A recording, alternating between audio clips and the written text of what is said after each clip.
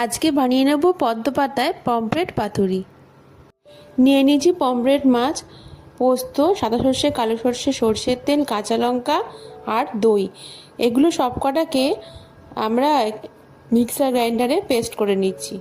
Paste হয়ে গেছে। মাছের মধ্যে নুন হলুদ মাখিয়ে রেখেছিলাম। এবার এই পেস্ট কাঁচা লঙ্কা সর্ষের তেল দিয়ে খুব ভালোভাবে মিক্সড করে নেব এবং মাছের গাটাকে খুব ভালোভাবে চিড়ে নেব যাতে মশলাটা অ্যাড হয়ে যায়। কড়াইতে সর্ষের তেল দিয়ে এবার পদ্ম পাতাগুলোকে একটু ফ্রাই করে নেব।